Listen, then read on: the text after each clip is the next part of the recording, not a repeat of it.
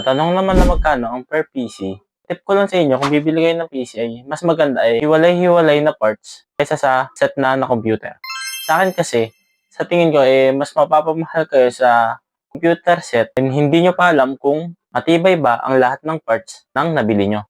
Share ko lang din sa inyo.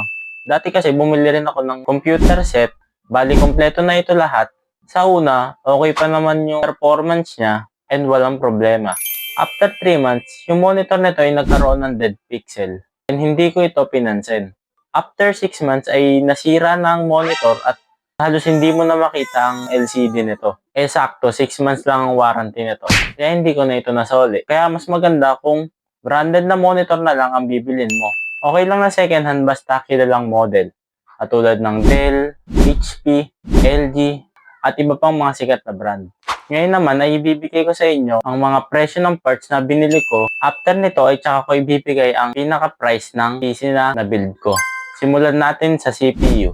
Ang CPU na nabili ko ay Ryzen 5 4650G with Radeon Graphics na may 16GB RAM, 256 SSD, 750 watts power supply unit, at may previous itong keyboard, mouse, and headset.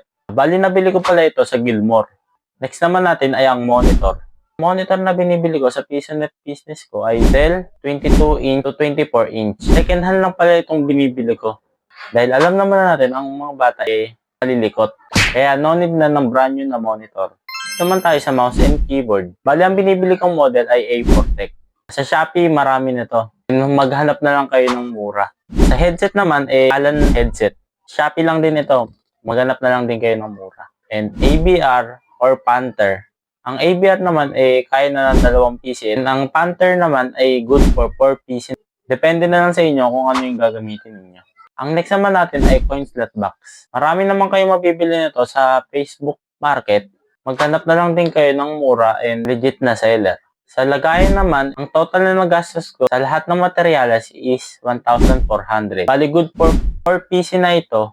And sa akin pala, ako ang gumawa ng table ko. Bali yun na lahat ang kailangan natin sa PisoNet business. Ang total pala ng presyo na nagastos ko sa isang PC or estimate cost nito ay umabot ng 18,000. Pwede pang mas bumaba yan or mas tumaas depende sa diskarte ninyo.